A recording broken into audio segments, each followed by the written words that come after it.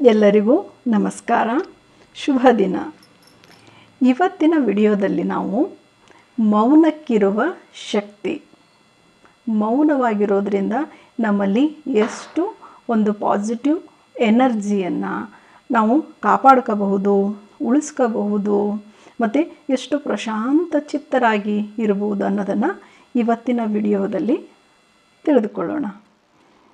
ಹಿಂದಿನ ಕಾಲದಲ್ಲಿ ಒಬ್ಬ ರಾಜ್ಕುಮಾರ ಇದ್ದ. ರಾಜ್ಕುಮಾರ ಅಂತೇಳಿದರೆ ನಮಗೆಲ್ಲ ಗೊತ್ತಿದೆ. ಯಾವ ಅರಮನೆ, ಆಸ್ತಿ, ಐಶ್ವರ್ಯ, ಹಣ, ಅಂತಸ್ತು ಯಾವುದಕ್ಕೂ ಕೊರತೆ ಇರೋದಿಲ್ಲ.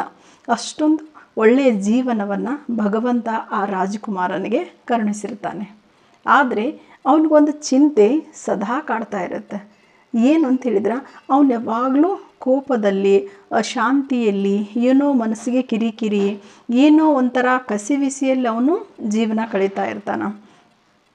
ಒಂದು ದಿನ ಬೇಸತ್ತು, ನನ್ನ ಈ ಪ್ರಕ್ಷುಬ್ಧ ಮನಸ್ಸಿಗೆ ಕಾರಣ ಏನು, ಅದನ್ನು ತಿಳ್ಕೋಬೇಕು, ಪರಿಹಾರ ಮಾಡ್ಕೋಬೇಕು ಅಂಥೇಳಿ ತನ್ನ ರಾಜ್ಯದ ಸಮೀಪ ಇರುವ ಒಂದು ಋಷಿಗಳ ಆಶ್ರಮಕ್ಕೆ ಆ ರಾಜಕುಮಾರ ಏನು ಮಾಡ್ತಾನೆ, ಭೇಟಿ ನೀಡ್ತಾನೆ. ಅಲ್ಲಿ ಋಷಿಗಳಿಗೆ ನಮಸ್ಕಾರ ಮಾಡಿ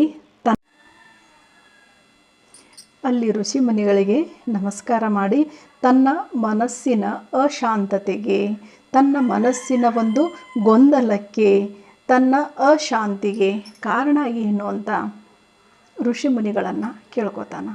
ಆವಾಗ ಋಷಿಮುನಿಗಳು ಎಲ್ಲವನ್ನು ಸಂಕ್ಷಿಪ್ತವಾಗಿ ರಾಜ್ಕುಮಾರನನ್ನು ಗಮನಿಸಿ ಅವರು ಹೇಳ್ತಾರೆ, ನೀನು ಯಾವುದೇ ಆಕ್ಷೇಪಣೆ ಇಲ್ಲದನ 21 ದಿನ ನನ್ನ ಆಶ್ರಮದಲ್ಲಿ ಇರೋದಾದರೆ ನಾನು ಹೇಳಿರುವ ನಿಯಮಗಳನ್ನು ನೀನು ಪಾಲಿಸಲಿಕ್ಕೆ ಒಪ್ಪಿಕೊಂಡ್ರೆ ನಿನ್ನ ಎಲ್ಲ ಸಮಸ್ಯೆಗಳಿಗೂ ನಾನೇನು ಮಾಡ್ತೀನಿ, ಪರಿಹಾರ ಕೊಡೋದ್ರ ಜೊತೆಗೆ ಒಂದು ಶಾಂತಿಯ ಒಂದು ಮನಸ್ಥಿತಿಯನ್ನು ನಾನು ನಿನಗೆ ದಯಪಾಲಿಸಬಲ್ಲೆ ಅಂತೇಳಿ ಋಷಿಗಳು ಹೇಳ್ತಾರೆ.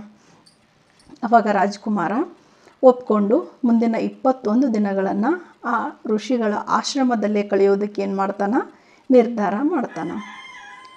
ಮಾರನೇ ದಿನ ಋಷಿಮುನಿಗಳು ರಾಜ್ಕುಮಾರನಿಗೆ ಹೇಳ್ತಾರೆ, ನೀನು ಎಷ್ಟು ಸಾಧ್ಯ ಆಗುತ್ತಾ ಅಷ್ಟು ಮೌನವಾಗಿರಬೇಕು, ಅನವಶ್ಯಕವಾಗಿ ಯಾವಾಗಲೂ ವಟ ಅಂಥೇಳಿ ಮಾತಾಡ್ತಾ ಇರಬಾರ್ದು, ಒಂದನೇ ಕಂಡೀಷನ್.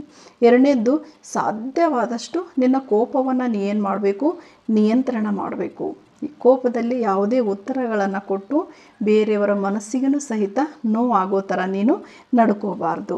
ಹೀಗೆ ಸುಮಾರಷ್ಟು ರಾಜ್ಕುಮಾರನಿಗೆ ಕಂಡೀಷನ್ಸ್ ಹಾಕೋದ್ರ ಮೂಲಕ 21 ದಿನಗಳ ನಿನ್ನ ಆಶ್ರಮದಲ್ಲೇ ಕಳಿಬೇಕು ಅಂತ ಹೇಳ್ತಾರೆ. ಸರಿ, ರಾಜ್ಕುಮಾರ ಒಪ್ಕೊಂಡ. 1ನೇ ದಿನ ಮೌನವಾಗಿರೋದಕ್ಕೆ ರಾಜ್ಕುಮಾರನಿಗೆ ತುಂಬ ಕಷ್ಟ ಆಗುತ್ತೆ. ಅವತ್ತು ಸೂರ್ಯಾಸ್ತ ಆಗೋವರೆಗೂ ಅದು ಹೆಂಗೆ ಅವನು ಕಳೆದ ಅದು ದೇವರಿಗೆ ಗೊತ್ತು. ಅಷ್ಟೊಂದು ಅವನಿಗೆ 1ನೇ ದಿನ ತೊಂದರೆ ಆಗುತ್ತೆ ಮೌನವಾಗಿರೋದಕ್ಕೆ. ಆದರೂ ಒಂದು ಪ್ರಶಾಂತತೆಯ ಮನೋಭಾವವನ್ನು ಅವನೇನು ಮಾಡ್ತಾನೆ, ಅನುಭವಿಸ್ತಾನೆ. ಇನ್ನು 2ನೇ ದಿನ ಪ್ರಕೃತಿಯೊಂದಿಗೆ ಏನು ಮಾಡ್ತಾನೋ ಹೆಚ್ಚು ಬೆರೀತಾನೆ. ಸೂರ್ಯೋದಯವನ್ನು ನೋಡ್ತಾನೆ, ಸುತ್ತಲಿನ ಪ್ರಕೃತಿಯ ಸೌಂದರ್ಯವನ್ನು ಆಸ್ವಾದಿಸ್ತಾನೆ, ಹಾರುವ ಪಕ್ಷಿಗಳನ್ನು ನೋಡ್ತಾನೆ, ಅವುಗಳ ಧ್ವನಿಯನ್ನು ಕೇಳಿ ಖುಷಿ ಪಡ್ತಾನೆ. ಹೀಗೆ ಹರಿಯುವ ನೀರನ್ನು ಏನು ಮಾಡ್ತಾನೆ, ಅವನು ಗಮನಿಸ್ತಾನೆ. ಆ ಒಂದು ಜುಳು ನಾದದಲ್ಲಿ ಪ್ರಶಾಂತತೆಯನ್ನು ಕಾಣ್ತಾನೆ. ಹೀಗೆ ಪ್ರಕೃತಿಯ ಜೊತೆಗೆ ನಿಕಟವಾಗುವುದರ ಮೂಲಕ ಅವನು 2ನೇ ದಿನ ಏನು ಮಾಡ್ತಾನೆ, ತುಂಬ ಖುಷಿಯಿಂದ ಕಳೀತಾನೆ. ಹೀಗೆ ದಿನಗಳ ಕಳೆದ ಹಾಗೆ ಮೌನವಾಗಿರೋದು ರಾಜ್ಕುಮಾರನಿಗೆ ಏನಾಗೋದಿಲ್ಲ, ಕಷ್ಟ ಆಗೋದಿಲ್ಲ. ಕೊನೆಗೆ 21 ದಿನ ಅವನು ಏನು ಮಾಡ್ತಾನೆ, ಈ ಒಂದು ಮೌನದ ವ್ರತದಲ್ಲಿ ಅವನು 21 ದಿನಗಳ ಅನಾಯಾಸವಾಗಿ ಕಳೆದುಬಿಡ್ತಾನೆ.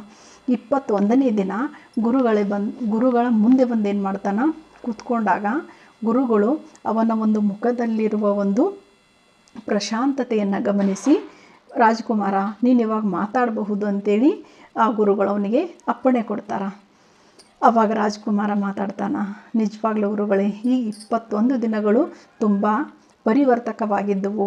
ಮೊದಲಿಗೆ ನಾನೇನು ಮಾಡ್ತಿದ್ದೆ, ಅನವಶ್ಯಕವಾಗಿ ಮಾತಾಡ್ತಾ ಇದ್ದೆ, ಅನವಶ್ಯಕವಾಗಿ ಕಲ್ಪನೆಗಳನ್ನು ಮಾಡ್ಕೋತಾ ಇದ್ದೆ. ಹೆಚ್ಚು ಸಮಯವನ್ನು ಜನರ ಜೊತೆ ಮಾತಾಡೋದ್ರಲ್ಲೇ ನನ್ನ ಶಕ್ತಿಯನ್ನು ಏನು ಮಾಡ್ತಾ ಇದ್ದೆ, ನಾನು ವ್ಯಯ ಮಾಡ್ತಾ ಇದ್ದೆ. ಹೀಗಾಗಿ ಯಾವಾಗಲೂ ನನ್ನ ಮನಸ್ಸು ಅಶಾಂತತೆ, ಕ್ರೋಧ, ಒಂದು ಗೊಂದಲದ ಗೂಡಾಗಿರ್ತಿತ್ತು. ನಾನು ಇಲ್ಲಿಗೆ ಬಂದ ಮೇಲೆ ತುಂಬ ಒಂದು ಪ್ರಶಾಂತತೆಯನ್ನು ಅನುಭವ ಮಾಡಿದ್ದೀನಿ. ಮತ್ತು ಈ 21 ದಿನಗಳು ತುಂಬ ನನ್ನ ಜೀವನದಲ್ಲಿ ಪರಿವರ್ತಕ ಆಗಿದ್ವು. ಇವಾಗ ನನ್ನ ಸಮಸ್ಯೆಗೆ ನಾನು ಕಾರಣ ಕಂಡುಕೊಂಡಿದ್ದೀನಿ ಅಂತ ರಾಜ್ಕುಮಾರ ಎಲ್ಲವನ್ನ ಹೇಳೋದನ್ನು ಕೇಳಿ ಋಷಿಮುನಿಗಳು ಈ ಒಂದು ಹೋರಾಟದಲ್ಲಿ ರಾಜ್ಕುಮಾರ ನೀನೊಬ್ಬನೇ ಇಲ್ಲ, ನಿನ್ನಂಥ ಪರಿಸ್ಥಿತಿ ಜಗತ್ತಿನ ಎಲ್ಲ ಜನರಿಗೂ ಇದೆ. ಹೌದಾ? ಒಂದನೇದವರು ಹೆಚ್ಚು ಮಾತಾಡ್ತಾರೆ, ಹೆಚ್ಚು ಬೇರೆದವ್ರ ಬಗ್ಗೆನೇ ಯೋಚನೆ ಮಾಡ್ತಾರೆ. ಎಷ್ಟೋ ಸಲ ಮೌನವಾಗಿ ಕುಂತರೂ ತಮ್ಮಲ್ಲೇ ಅವ್ರು ಮಾತಾಡ್ತಾರೆ, ಅಂತರ್ಮುಖಿಗಳಾಗಿ ಮಾತಾಡ್ತಾರೆ. ಈ ಥರ ಮಾತಾಡೋದ್ರ ಮೂಲಕನ ಹೆಚ್ಚು ಸಮಯ ವ್ಯರ್ಥ ಮಾಡಿ ತಮ್ಮಲ್ಲಿರೋ ಶಕ್ತಿಯನ್ನು ಅವರು ವ್ಯಯ ಮಾಡಿ ಯಾವಾಗಲೂ ಅಶಾಂತತೆಯನ್ನು ಅವರು ಅನುಭವಿಸ್ತಿರ್ತಾರೆ. ಎಷ್ಟು ಅವಶ್ಯಕ ಅಷ್ಟೇ ನಾವೇನು ಮಾಡಬೇಕು, ಮಾತಾಡಬೇಕು. ಮಾತು ಅವಶ್ಯಕ ಮನುಷ್ಯನಿಗೆ. ಮಾತಿಲ್ಲದೆ ಇದ್ದರೆ ನಾವು ಸಮಾಜದಲ್ಲಿ ವ್ಯವಹಾರ ಮಾಡಲಿಕ್ಕಾಗಲ್ಲ, ಜೀವನ ಮಾಡಲಿಕ್ಕಾಗಲ್ಲ.